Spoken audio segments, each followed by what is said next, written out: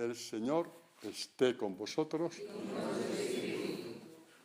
Proclamación del Santo Evangelio de nuestro Señor Jesucristo, según San Lucas. Era un hombre rico que vestía de púrpura y lino y celebraba todos los días espléndidas fiestas. Y uno pobre, llamado Lázaro, que echado junto a su portal, cubierto de llagas, deseaba hartarse de lo que caía de la mesa del rico. Pero hasta los perros venían y le lamían las llagas. Sucedió, pues, que murió el pobre y fue llevado por los ángeles al seno de Abraham. Murió también el rico y fue sepultado, estando en el Hades, en el abismo, ¿no? Entre tormentos levantó los ojos y vio a lo lejos a Abraham y a Lázaro en su seno, y gritando dijo: Padre Abraham, ten compasión de mí, y envía a Lázaro a que moje en agua la punta de su dedo y refresque mi lengua, porque estoy atormentado en esta llama. Pero Abraham le dijo: Hijo, recuerda que recibiste tus bienes durante tu vida y Lázaro, al contrario, sus males. Ahora, pues, él es aquí consolado y tú atormentado. Y además, entre nosotros y vosotros se interpone un gran abismo, de modo que los que quieran pasar de aquí a vosotros no puedan, ni de ahí puedan pasar donde nosotros. Replicó: con todo te ruego, Padre, que le envíes a la casa de mi padre, porque tengo 5 hermanos, para que les dé testimonio y no vengan también ellos a este lugar de tormento. Le dijo Abraham: tienen a Moisés y a los profetas, que les oigan. Él dijo: no, Padre Abraham, sino que si alguno de entre los muertos va donde ellos, se convertirán. Él le contestó: si no oyen a Moisés y a los profetas, tampoco se convencerán, aunque resucite un muerto. Palabra del Señor. Vamos a enfocar esta catequesis, que es el Evangelio de mañana, como siempre, bajo lo que podríamos llamar la primacía del espíritu sobre la carne. La primacía, no la oposición. Primer punto. Es la primacía, no hablamos de oposición. Segundo punto, cuando hablamos en Israel, en la espiritualidad bíblica, de, digamos, seguir los deseos de la carne, no está hablando Dios, la palabra, de lo que podemos hablar comúnmente, se habla de los pecados de la carne, los pecados, digamos, del 6º mandamiento, del sexo en general. También podría entrar eso, y entra, pero vivir según la carne es vivir según los bienes visibles, luego lo veremos en San Pablo. Es vivir una profesión que te impide escuchar a Dios, por ejemplo. Es vivir, por ejemplo, ¿no? Una situación, digamos, de estatus social o de vida en sociedad que te impide, digamos, buscar a Dios. Es vivir una situación, incluso familiar, que todo es más importante que Dios, y eso a la larga se paga. Luego lo veremos con ejemplos concretos, sobre todo el de San Pablo, ¿no? Lo veremos con ejemplo de San Pablo. Por lo tanto, el rico Epulón es aquel que vive según la carne, posiblemente va al templo, porque de hecho vemos como después dice: oye, manda donde Abraham, o sea, conoce a Abraham y conoce todo eso y tal, pero como ha dado primacía a los bienes de este mundo, a los bienes visibles, entonces se cegó tanto, se embruteció tanto, que no fue capaz de comprender que Dios le enviaba a ese hombre, Lázaro, lo enviaba a su puerta para lo que podemos llamar Pasa adelante, hija, aquí hay un sitio. No tengas miedo. Pasa, tú eres Teresa, ¿no? Sí. Teresa la Marquesa, pasa usted, señora. Ahí viene Amparo también, ¿no? Cabéis las dos. Bueno, entonces a lo que vamos, ¿no? En la Escritura, el ir detrás de la carne es todo aquello que nos rodea, profesión, familia, la misma diversión, que no tiene por qué ser mala, tiene el tiempo libre, todo eso, asfixiando el alma, asfixiando el culto al espíritu, asfixiando el alma. Eso es lo importante que tenemos que ver, ¿no? Bueno, dicho esto, San Pablo pega un toque de atención a este respecto, ¿no? Porque ve lo que ve en el mundo que le tocó predicar, concretamente aquí en Corinto, ¿no? Vio como en las comunidades había gente que empezaba a desfallecer, que primero qué bonita la palabra, qué bonito el Evangelio, y después tienen que escoger entre, exactamente, ¿no? Los bienes visibles o los invisibles, teniendo en cuenta que los bienes visibles hay que atenderlos. Simplemente no tienen que ser nuestros señores. No tienen que ser nuestros señores. Nosotros somos señores de los bienes visibles, no nos tienen que dominar. Pues dice San Pablo, por eso no desfallecemos, aun cuando nuestro hombre exterior se va desmoronando, paso del tiempo, ¿no? El hombre interior se va renovando cada día. El alma no solamente no envejece, sino que a veces rejuvenece más en Dios. Nuestra alma, sí, la que tú tienes y la que tengo yo. En efecto, la leve tribulación de un momento, la tribulación de la vida, leve o grave, nos produce un pesado caudal de gloria eterna, a cuantos no ponemos nuestros ojos en las cosas visibles. Tienes las cosas visibles, usas las cosas visibles, disfrutas de las cosas visibles, pero tus ojos están en el crecimiento de tu alma en Dios. Ahí está la diferencia, ¿no? A cuántos no ponemos nuestros ojos en las cosas visibles, sino en las invisibles, lo que Dios hace dentro de ti, que tú lo percibes. Es invisible, pero tú lo percibes, como veremos después. Es invisible, pero tienes la capacidad de percibirlo. Eso es lo importante. Tienes la capacidad de percibirlo. ¿A cuántos no ponemos nuestros ojos en las cosas visibles, sino en las invisibles? Pues las cosas visibles son pasajeras, mas las invisibles son eternas. Muy bien. Por ahí va la catequesis. Es una catequesis, te da una libertad enorme, no te mete miedo de nada, te da la capacidad de escoger, cosa que Pulón, el rico no fue pecador por ser rico, fue pecador, se apartó de Dios porque sus bienes era lo único que tenía. El ir al templo, el ir a la iglesia, oír la palabra le daba exactamente igual, porque lo suyo era lo que podía ver, oír, tocar y palpar con la mano, igual que los ídolos. ¿No? Jesús dirá lo siguiente, ¿no? Acerca de estos bienes invisibles. Dice, el espíritu es el que da la vida, la carne no sirve para nada. A ver, de cara a la vida eterna, de cara a tu vida interior, realmente lo que te hace crecer es la palabra de Dios, es el Evangelio. Eso es lo que te hace crecer. La carne no sirve para nada, llegado un momento muy concreto en que nuestro cuerpo se va desmoronando, pero tú no te desmoronas porque tu alma ha crecido. Hay gente que se desmorona con el paso de los años, o con una enfermedad, o con un contratiempo, o porque le jubilan del trabajo y tal, porque nunca creció por dentro. Entonces no tiene dónde apoyarse. No tiene dónde apoyarse. El Dios a quien creía que amaba no era más que un fantoche que él se había hecho con sus perversidades. Dios no había crecido en él.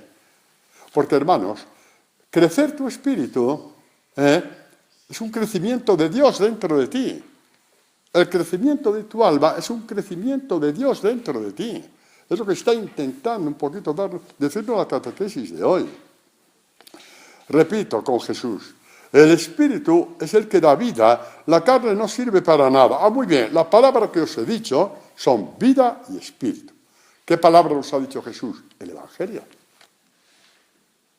¿Qué palabras nos ha dicho Jesús? El Evangelio. ¿Cuál es el problema que tiene Jesús con los fariseos?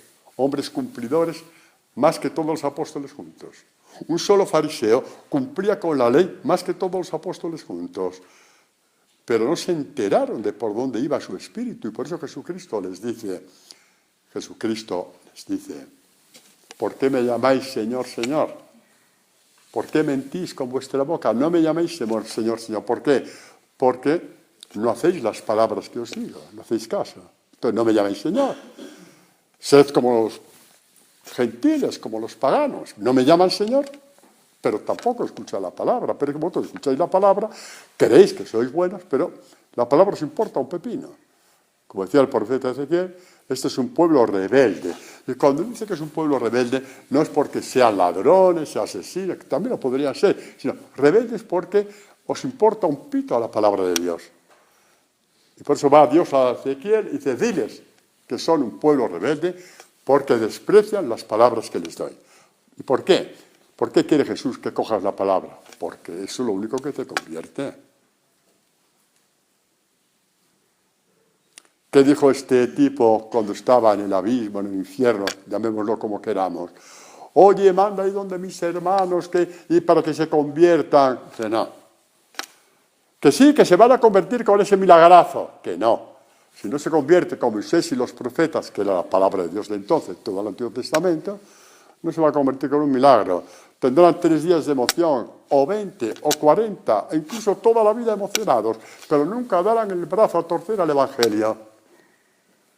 Porque lo que convierte, salva, nos hace crecer. Lo que hace que Dios crezca dentro de ti es el Evangelio de Jesús. Por eso dice, mis palabras son espíritu y son vida para vuestra alma. Un cristiano, un discípulo de Jesús, aquí para los nuevos sobre todo, para los nuevos. Cuidado, no tengáis miedo con estas catequesis, porque el Evangelio es lo que Jesucristo podría llamar, como llamaban en la iglesia primitiva, es la escuela para ser discípulos. Aquí no estamos hablando quién se salva o quién no se salva, porque sería entrar en la mente de Dios, y no vamos a entrar en la mente de Dios, porque sería lo peor que un hombre puede hacer. De hecho, la Iglesia nunca ha dicho expresamente que Judas se haya condenado, como mucha gente quisiera que lo dijera, nunca lo ha dicho. ¿Por qué? Porque nadie puede decir eso. No sabemos cómo es, porque esto es la mente de Dios, la misericordia de Dios, el corazón de Dios. ¿De acuerdo? No sabemos, no lo sabemos, y no podemos entrar. Como tampoco podemos decir, es que no hay infierno. ¿Qué pasa? ¿Que tú eres Dios? Para decir que no hay infierno, ¿eres tan tonto que te crees Dios? Eres tan tonto que vas a dar, como que vas a quitar la palabra a Jesucristo cada vez que habla del infierno. ¿Qué te crees tú que eres para hablar así?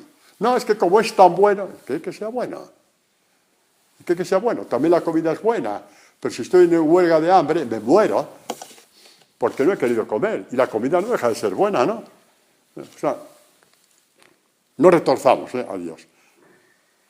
Eso no quiere decir quién se condena, quién no se condena. No le toca a nadie. Nos limitamos a aplicar el Evangelio. Mis palabras son espíritu y son vida.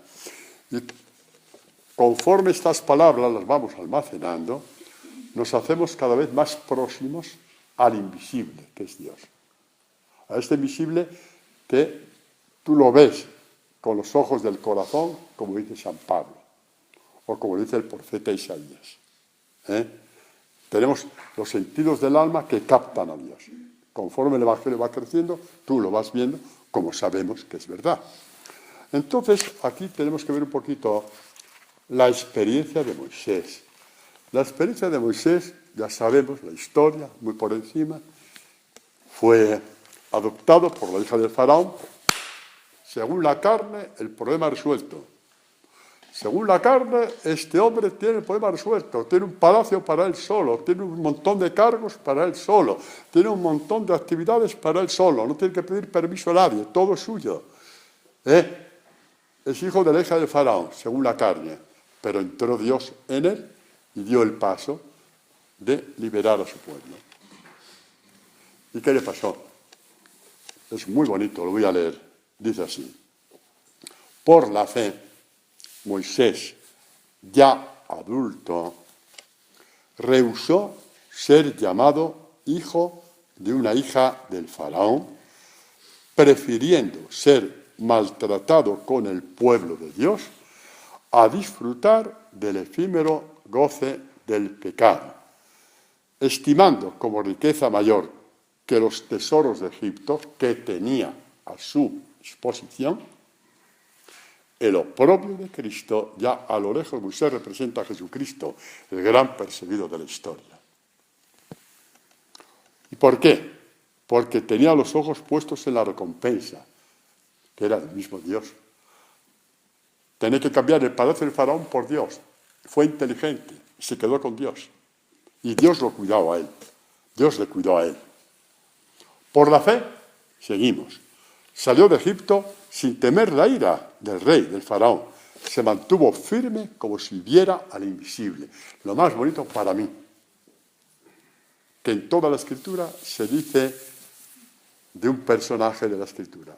Para mí lo más bonito.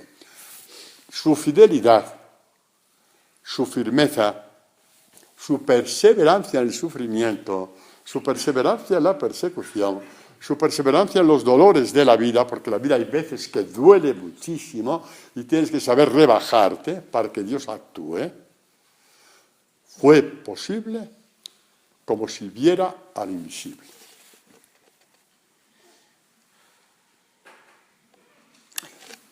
Y cuando podemos coger una palabra y sacar de ella el espíritu y la vida del cual dice Jesús, mis palabras son espíritu y vida, más allá de la letra con que están escritas, es porque el invisible ha contactado contigo.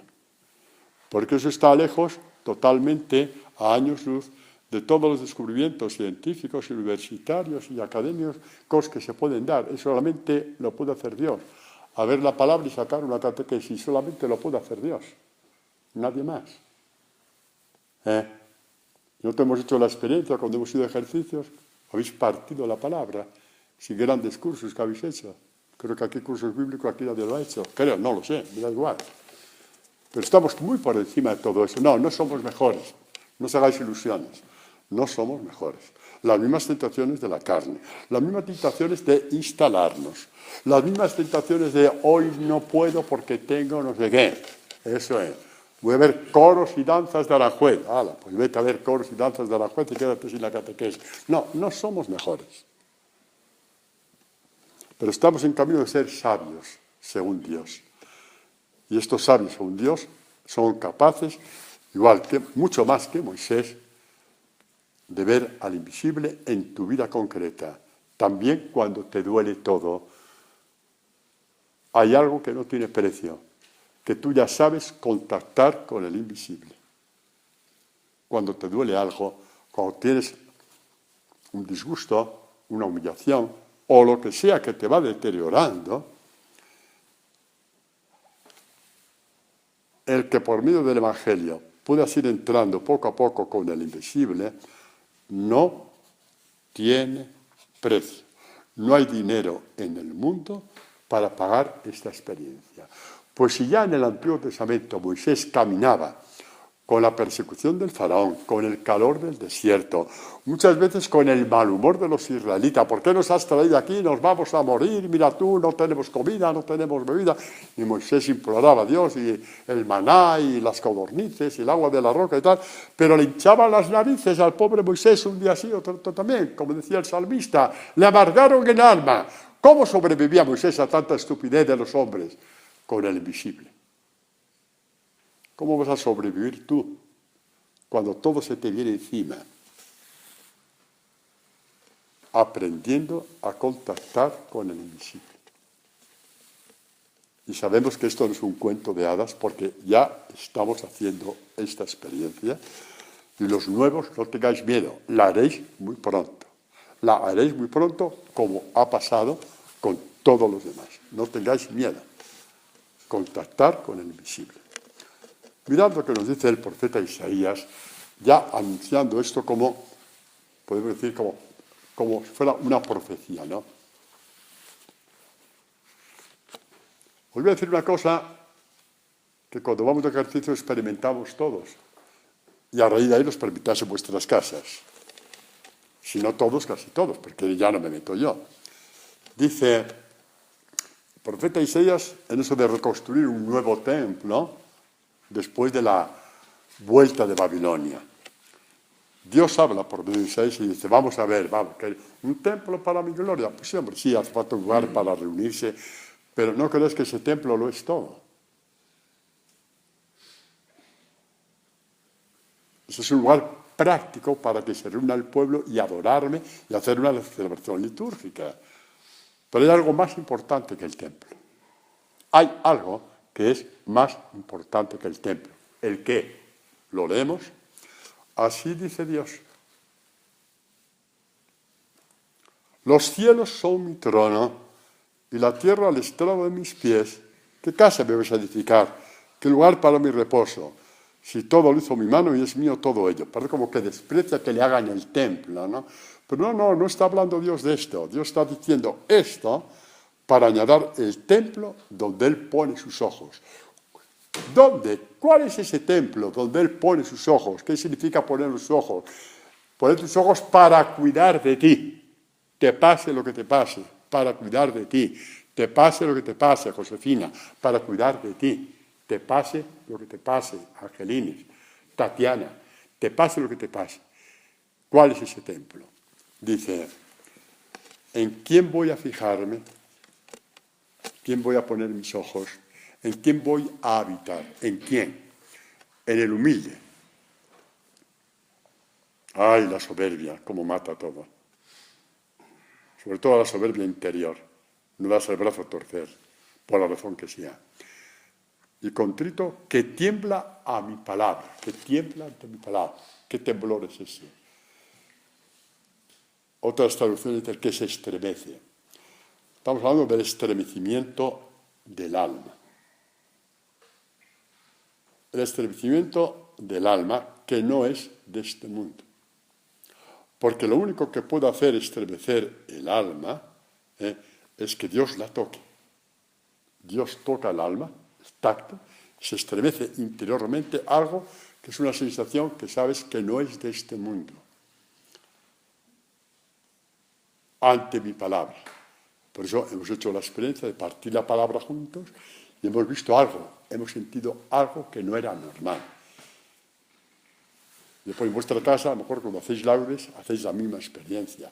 A lo mejor no es todos los días, que tampoco tiene por qué ser así. Poco a poco vamos creciendo en el estremecimiento. Bueno, pues cuando tú conoces el temblor del alma, y ya lo conocemos, que sepas que Dios está habitando en ti.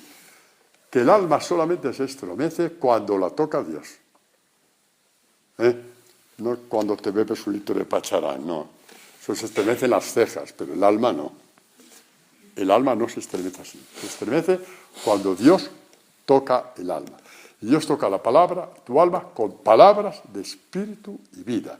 Y cuando tú vas, por ejemplo, a una palabra y ves que se te abre la palabra, estás ante un milagro enorme, que te convierte, que te hace cambiar de actitud, que te hace tener tiempo para Dios. Sí, esto ya está anunciado en el Antiguo Testamento. Cuando Dios se fija en ti, tiene un tacto con tu alma y tú te estremeces, ahí es cuando el hombre, como dice Jesús a la samaritana, llega la hora, quiere decir que esto es una novedad total. O sea, a ver si me explico, como primicias ya se da en el Antiguo Testamento, como ya lo sabemos. El Nuevo Testamento es la plenitud de las promesas del Antiguo Testamento y en plenitud se da a partir de Jesucristo. Y por eso dice Jesús a la samaritana, llega la hora, ya estamos en ella. ¿Por qué? Porque yo soy el que vengo a tener esta hora. en que los adoradores verdaderos adorarán al Padre en espíritu y verdad. Porque así quiere el Padre que sean los que le adoran. Dios es espíritu y los que adoran deben adorar en espíritu y verdad. Y vendrá Jesús y dirá, mi palabra es espíritu y vida, es espíritu y verdad. Esa palabra dentro de ti te trastoca,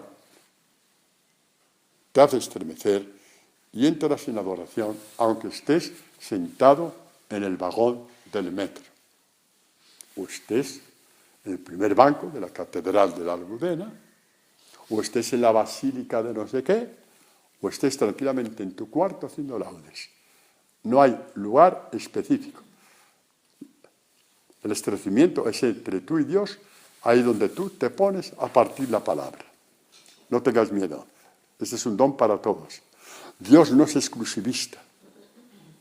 Dios da este don a todo aquel que lo busca, con corazón sincero, con espíritu y verdad. A todos, cuando digo a todos, es a todos. Que nadie me diga, pues a mí no me lo ha dado, te llamaré yo a capilla, a preguntarte por qué no te lo ha dado. Porque a lo mejor has puesto una barrera tan grande que no te lo dará hasta que no rompas esa barrera. Así que tranquilo, que Dios no se equivoca. Y yo no estoy hablando en nombre del Padre Antonio Pavía, estoy hablando en nombre de Dios, que Dios da este don a todos. No tiene acepción de personas, como dijo el mismo Dios a San Pedro, cuando le dijo que fuera a bautizar a Cornelio, que era centurión romano. Así que nadie se busque defensas por ahí, porque por ahí no vamos. Y ahora sí, vamos a aterrizar en Pablo, en dos periodos de su vida. Él nos pone los dos periodos de San Pablo de su vida en su carta a los filipenses. Un periodo de su vida en que vivió para cultivar la carne, cultivar los éxitos de su vida personal, los éxitos profesionales como doctor de la ley. Y él lo explica y lo dice en la carta a los filipenses, que es lo que vamos a leer. Dice así: los verdaderos circuncisos somos nosotros, los que damos culto según el Espíritu de Dios. Es que a veces que sale según el Espíritu de Dios, la palabra Espíritu y vida, la palabra Espíritu y verdad, adorar en Espíritu y verdad. Es que todo va por ahí. Y nos gloriamos en Cristo Jesús, sin poner nuestra confianza en la carne. No está diciendo que la carne sea pecado, no lo está diciendo. Pero no pongas tu vida en la carne, porque no tendrás tiempo para Dios y nunca lo entenderás. Aunque yo tengo motivos para confiar también en la carne, porque vivió toda hasta que se cayó del caballo. Digamos que Jesucristo le pegó un empujoncito para que se cayera, cuidado, tampoco se cayó así como así. Jesucristo le pegó un empujoncito para que se cayera, para que dejara de ser tan tontaina. Yo tengo motivos para confiar también en la carne. Dice, si alguno otro puede confiar en la carne, es decir, éxitos en la vida, dice, más yo. San Pablo, chulo para todo, hasta para eso. Chulo en todo, hasta para eso. Por eso es mi ídolo. Mi ideal es San Pablo por eso. Bueno. Circuncidado al 8º día, del linaje de Israel, de la tribu de Benjamín, está nombrando ahí, pumpa.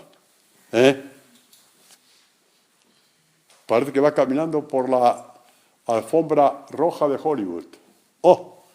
Con todos los flash, con todo el glamour, San Pablo. Ay, mira que era feo el tío.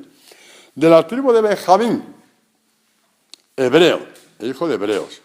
En cuanto a la ley, fariseo, lo más alto, pumba. Cuanto al celo, era doctor de la ley. En cuanto al celo, perseguidor de la iglesia, otro plus. No se limitaba a decir, estos cristianos, ¿quiénes son? Son tontos. No. Yo voy a por ellos. Quería hacer mérito ante los sumos sacerdotes y lo consiguió. Perseguidor de la iglesia. Cuanto a la justicia de la ley, intachable. Mira que era tonto el tío, intachable. En cuanto a la justicia de la ley. Justicia de la ley significa los mandatos de Dios. Intachable. ¿Tú que participaste del martirio de Esteban? Intachable. que cogías a los cristianos, iban hasta Damasco incluso a llevarlos a la cárcel, sin importarte qué pasaba con ellos, qué pasaba con sus familias. Si cogían a la cabeza de familia, se morían de hambre las familias. No trabajaba más que el cabeza de familia entonces. Intachable, que eres tonto redomado, que no fuiste capaz de ver el monstruo que había dentro de ti. Intachable. Este es el hombre según la carne. Este es el hombre según la carne. Este hombre, como dice el libro de los Hechos de los Apóstoles, dice, antes de la caída famosa, dice, entre tanto Saulo, respirando todavía amenazas y muerte contra los discípulos, amenazas y muertes, se presentó al sumo sacerdote, ¿para qué? Para hacer méritos.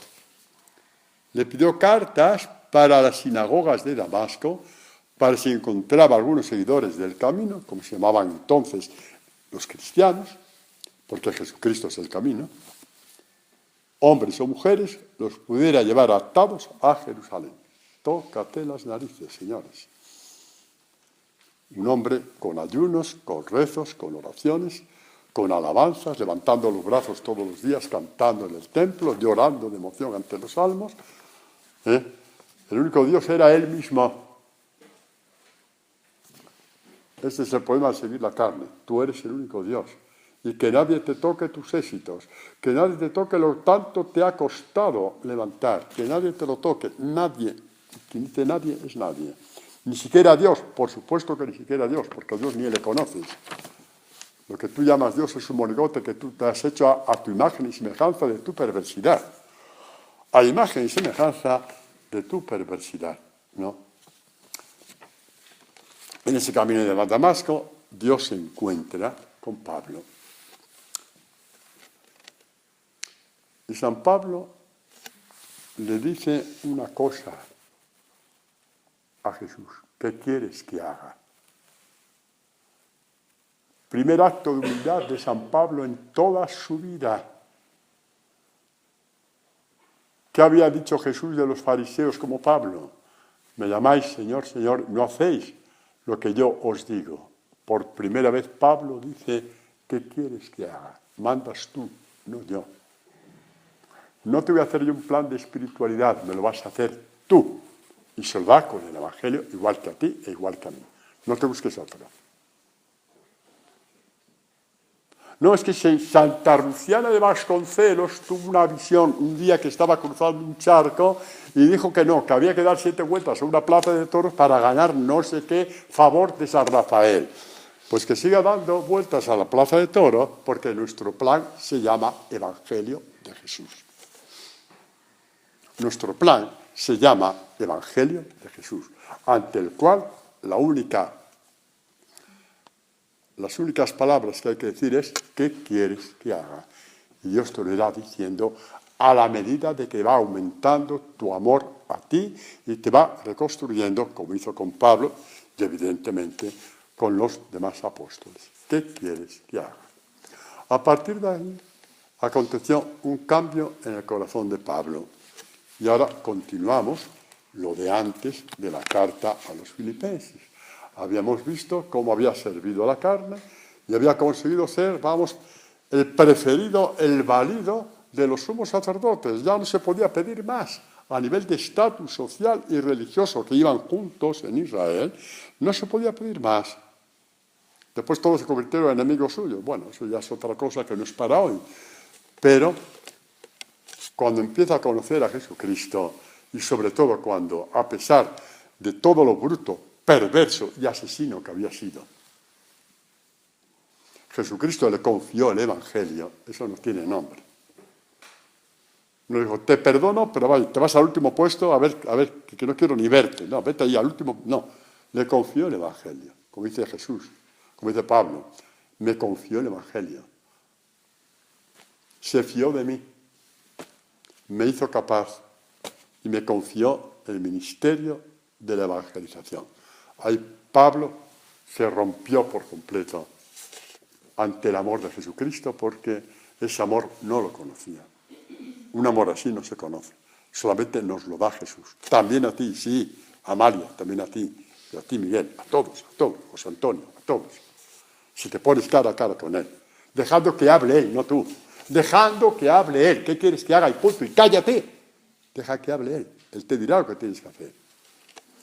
Bueno, pues la confesión posterior de Pablo dice, lo que era para mí una ganancia, llegar a ser codo a codo con los sumos sacerdotes, lo he juzgado una pérdida. Es que no es importante. No, es que me cuesta un riñón ceder esto. Pues quédate con el riñón porque a Dios no puedes tratar así. Quédate con el riñón porque no puedes tratar con tanto desprecio a Dios. Quédate con el riñón y deja en paz a Dios. Lo que era para mí una ganancia, lo he juzgado una pérdida. Ahí sí. Lo haces porque sales ganando. No porque pierdes un riñón. Lo haces porque sales ganando, igual que Pablo. Lo he juzgado una pérdida a causa de Cristo. Y más aún, juzgo que todo es pérdida ante la sublimidad del conocimiento de Cristo. Aquí hablamos ya de este evangelio que se va abriendo, como os he dicho antes, y de lo cual hacemos la experiencia. La sublimidad de este conocimiento de Jesús, de este perfume de Jesús, de esta vida de Jesús, de este amor de Jesús, conforme las palabras del Evangelio se te van abriendo. O las palabras de aquel salmo que se te abren y te huelen también al Evangelio de Jesús. Porque eso sabemos que es verdad. No estoy contando una fábula. Si me conocieres por primera vez, podríamos decir que a lo mejor esto puede ser una fábula. Pero como llevamos años y vemos que esto se cumple y se va a seguir cumpliendo, sabemos que es verdad y es verdad. Sublimidad de conocer al Jesús del Evangelio, el que se te abre en el Evangelio. Y te hace entender mejor también lo que es el misterio de la Eucaristía y así todo lo demás. Cristo Jesús, mi Señor, por quien perdí todas las cosas. ¿Qué perdió San Pablo? Pues el puesto de honor que tenía, por ejemplo, con los sumos sacerdotes, como doctor de la ley. Todo el mundo le saludaba, Pablo, Pablo, Pablo. Y como todo eso llena mucho, le encantaba pasearse, a ver que le dijeran, Pablo, doctor Pablo, señor Pablo, ¿qué tal Pablo? Perdí todas las cosas. ¿Por qué? Porque las cosas me habían perdido a mí hasta convertirme en hombre sin alma y sin corazón ante las personas que sufrían. Incluso las perseguían. Me dejaron hecho un hombre, un guiñapo, sin alma y sin corazón. Y viene Jesús con el Evangelio y te devuelve el corazón, y te devuelve el alma, y crece tu corazón, y crece tu espíritu. Dios siempre está a nuestro favor. ¿Qué te crees? ¿Que eres tú el que das a Dios? Dios no necesita nada. Dios quiere que te estremezcas cuando se te acerca y te abre la palabra. Y tú te das cuenta que vas creciendo, que vas tocando divinidad.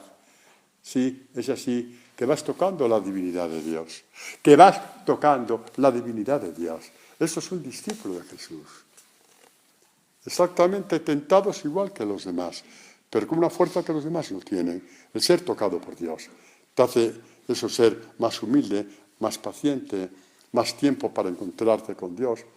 No es un mérito, es Dios que dentro de ti va creando todo esto.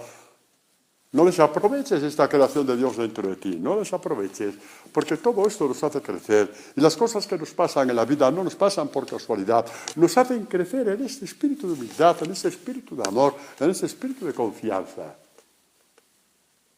Porque un cristiano es un hombre que tiene exactamente los mismos problemas que los demás.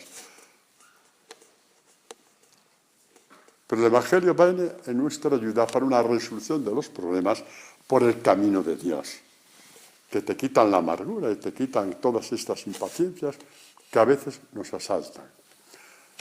Dicho esto, Pablo, el hombre de la carne, el hombre del espíritu, vemos a este pobre hombre, Epulón. ¿Sabes por qué era pobre? Porque los únicos bienes que tenía eran los bienes de la carne. Era como aquel que decía, era un hombre tan pobre, tan pobre, tan pobre, que solo tenía dinero. Este es Epulón. Cuidado, porque el sello de Epulón se nos puede pegar a nosotros, porque nace con el pecado original. Hay que estar muy atentos. No, a mí no me pasa esto, no seas tonto, porque tú no has nacido de un caracol, has nacido con el pecado original.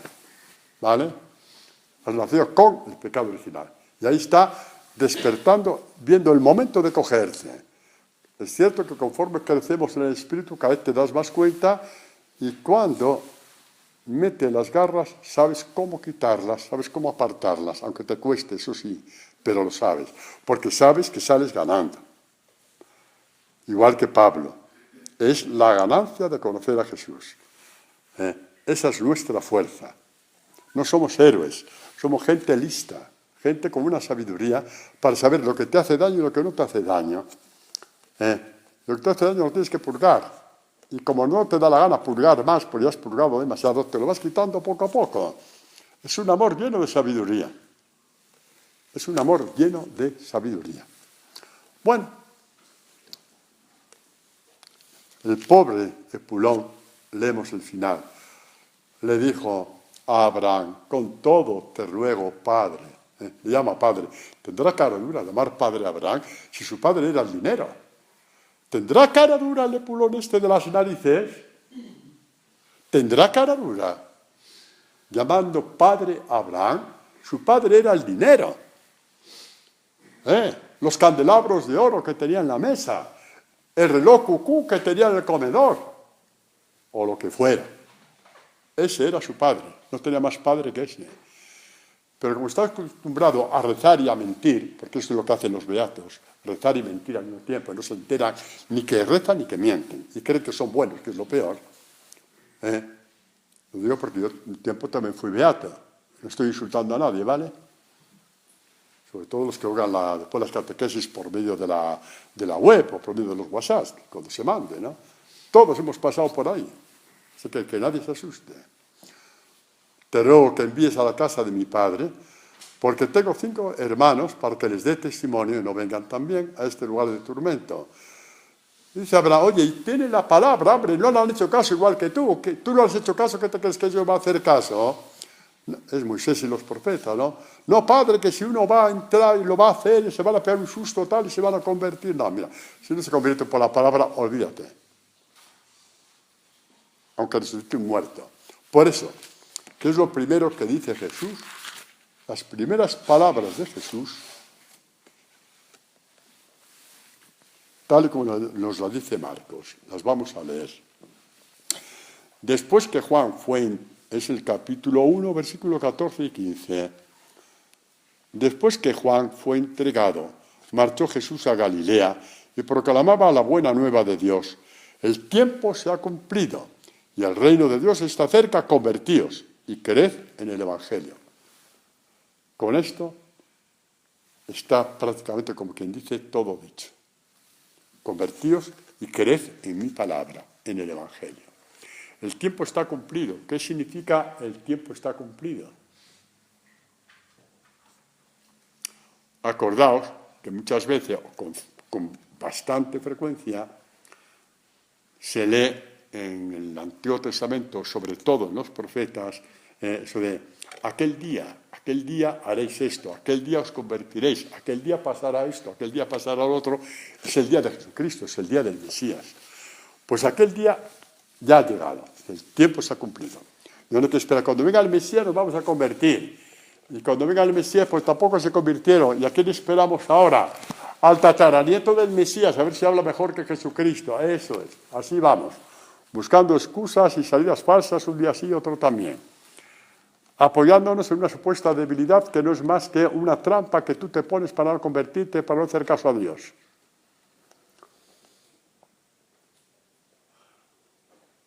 O historia que te ha podido marcar en tal colegio o en tal no sé qué. Olvídate de eso. Jesucristo es mayor que todo eso y su evangelio también. Aquel día ya llegó. Podemos ver, por ejemplo, cuando dice el profeta Isaías, dirás aquel día.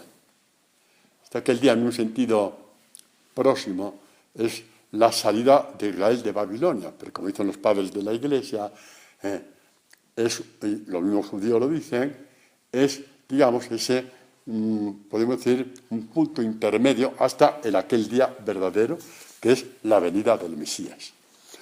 Aquel día, la referencia aquí al Mesías es total, dirás, cuando partas el Evangelio y bebas el agua viva del Evangelio, y bebas la savia de Dios que hay en el Evangelio, ¿qué dirás aquel día? ¿Qué dirás?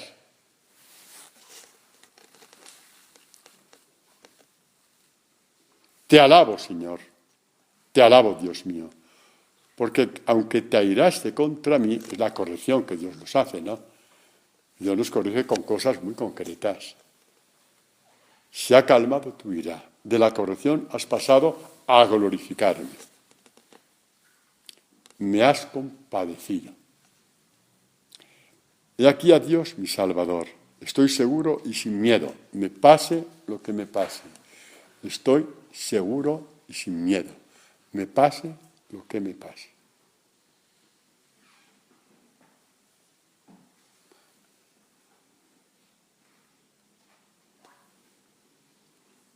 Yo pensaba el otro día,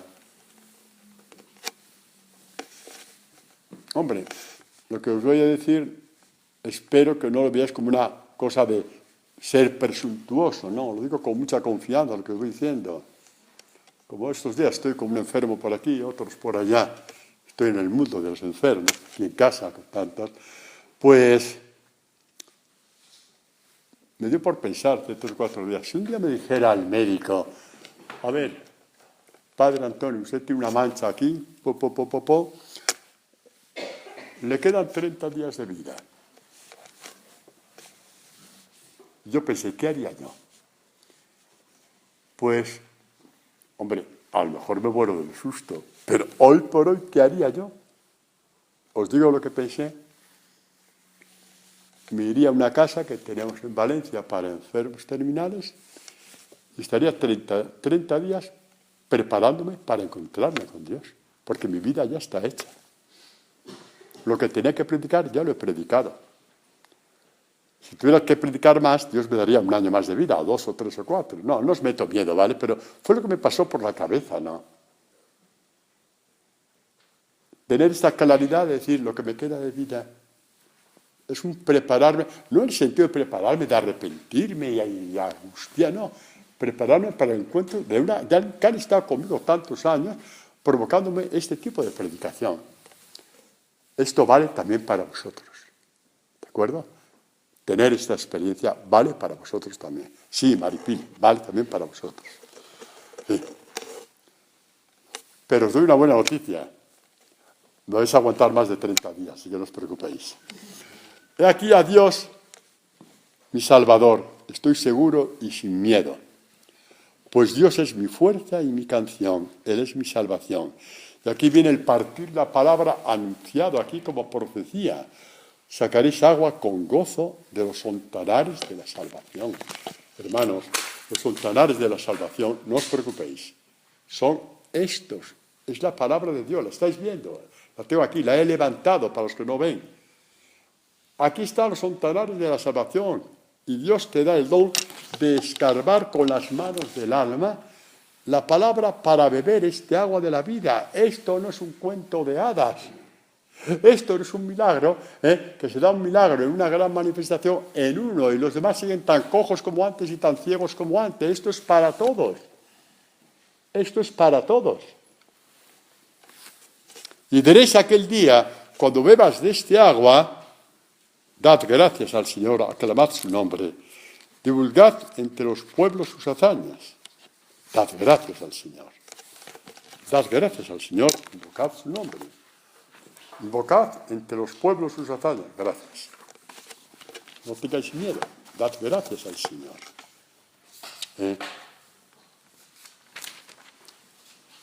Pregonad que su nombre es sublime. ¿Cuál es el nombre del Señor? Yo soy el camino.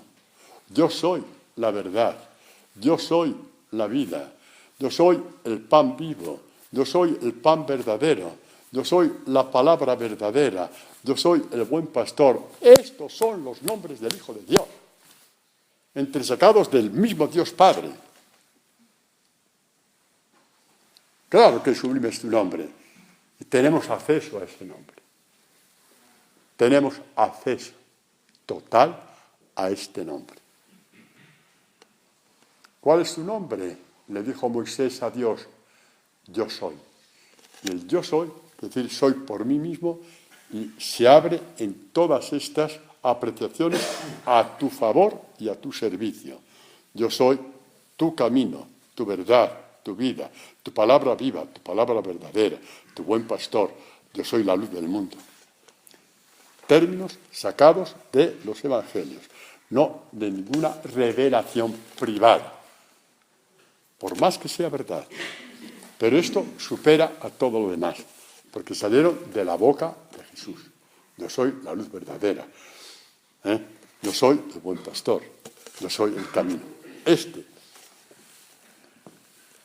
es sublime su nombre, es sublime para ti, porque lo que Él es para ti, a tu favor, en tu servicio. Cantad a Yahvé, porque he hecho algo sublime, que es digno de saberse en toda la tierra. Y ahí por eso Jesucristo dijo, id y anunciad mi evangelio por todo el mundo.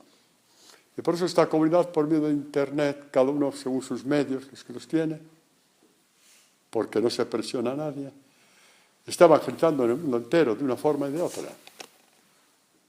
Porque su nombre es sublime, porque su evangelio es sublime, porque su evangelio es sublime. Y sabemos que es verdad, y tenemos esta experiencia, ¿no? Eso es. El rico Pulón no se enteró de nada de esto. No dio culto a su espíritu, no tuvo tiempo para su espíritu. Se embruteció, como habéis visto esta mañana, lo que escribimos, ¿no?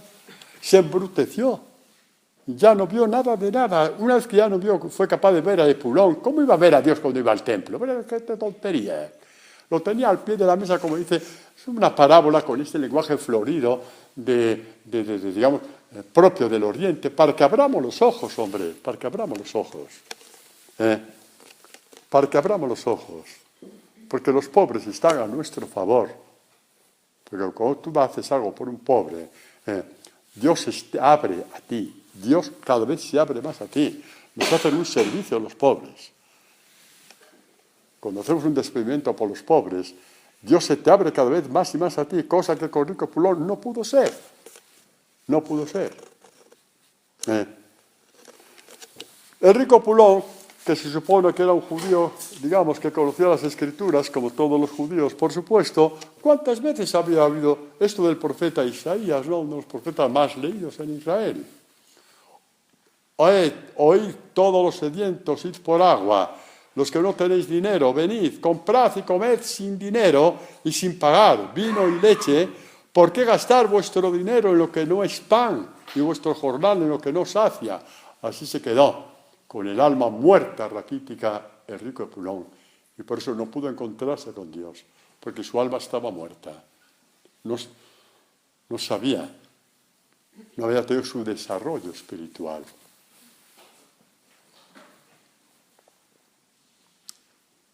Hacedme caso, comed cosa buena,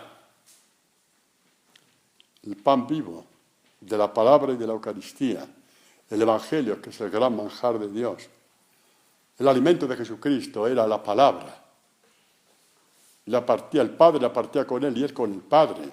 Y por eso vivía con el alma estremecido. Y porque vivía con el alma estremecida, podía caminar por encima de toda humillación, de toda necesidad, de todo malestar. Y es lo que el Señor nos está ofreciendo a nosotros y sabemos que es verdad. No es un cuento de hadas, porque lo hemos experimentado no pocas veces. Aplicad el oído, acudid a mí, oíd y vivirá vuestra alma. El rico Epulón no supo nada de eso. Habría oído esta palabra ¿cuántas veces? En el templo o en la sinagoga. Quizás hasta se la sabía de memoria, como tantos judíos que terminan aprendiendo grandes trozos de la Escritura de memoria. El Éxodo, los Salmos, los aprenden de memoria enseguida. Y estos textos tan especiales de los profetas. No se enteró, porque la carne, el culto a la carne, el culto a su posición social, a su estatus, el culto a sus bienes, hicieron estéril la palabra y todas sus oraciones, todas sus presencias en el templo. No os asustéis, eso le pasó a Epulón. A nosotros no, que venimos aquí justamente para lo contrario. Que nadie se asuste. Aplicad el oído, acudid a mí, oíd y vivirá vuestra alma. El rico Epulón no se enteró del banquete que Dios tenía preparado para su espíritu. Sí, hay un banquete preparado para nuestro espíritu y que nosotros conocemos, lo conocemos, bien anunciado en el Antiguo Testamento, en el libro de los Proverbios. Dice, yo la sabiduría lo pone con mayúscula, yo la palabra, la sabiduría y palabra, sobre todo cuando están con mayúscula, son sinónimos en la espiritualidad bíblica. Dice, yo, la sabiduría, o sea, le da dimensión personal a la sabiduría, a la palabra. Por eso a Jesucristo se le llama la sabiduría del Padre y la palabra del Padre, por supuesto. Sabiduría de Dios, le llama San Pablo, ¿no? La primera carta a los Corintios. Yo, la sabiduría, habito con la prudencia. Espera, no me he equivocado. Es el capítulo 9, pero estamos en lo mismo. La sabiduría, con mayúscula, ha edificado una casa, ha labrado sus 7 columnas, o sea, una gran mansión, infinitamente más bella que la del rico Epulón, que cabían él, la burla y la yegua, nadie más, que eran sus únicos amores, sus cosas y sus cosas. Ni siquiera se habla de su mujer y sus hijos. Sus cosas y sus cosas, nada más. La sabiduría ha edificado una casa, ha labrado sus 7 columnas, ha hecho su matanza, ha mezclado el vino, ha aderezado también su mesa, el gran banquete de la palabra que tenemos todos los días a nuestra disposición sin salir de tu casa, si es que estás enfermo, no puedes, o con lo que sea, un día de lluvia. O las horas que estés en tu casa puedes tener este banquete, basta que te prepares bien. No te voy a mandar a estudiar a ninguna parte, aquí nadie ha ido a estudiar la Biblia. Lo tienes dentro de ti, o Dios lo quiere hacer dentro de ti. La escuela Dios la ha puesto dentro de ti, la escuela del Evangelio Dios la ha puesto dentro de ti y te la va partiendo. Ha mandado a sus criados y anuncia el anuncio del Evangelio al mundo entero. ¿Qué dice este anuncio? Desde lo alto de las colinas, si alguno es simple, si alguno es un poco cortito, si alguno es necio, si alguno piensa que la carne lo es todo, que venga aquí conmigo. Al falto de juicio, como este Epulón le dice, venid, comed de mi pan, bebed del vino que he mezclado, dejaos de simplezas, dejaos de necedades, dejaos del culto a la carne, por muchas cosas que tengáis, no le deis culto. Tened vuestro tiempo para Dios, porque la carne os va a comer a vosotros. Los bienes de la carne, vuestra posición, vuestro estatus, os va a comer la vida, os la ha comido ya a lo mejor. Dejaos de eso y venid. Venid, dirigíos por el camino de la sabiduría. Venid. Gloria al Padre, al Hijo y al Espíritu Santo.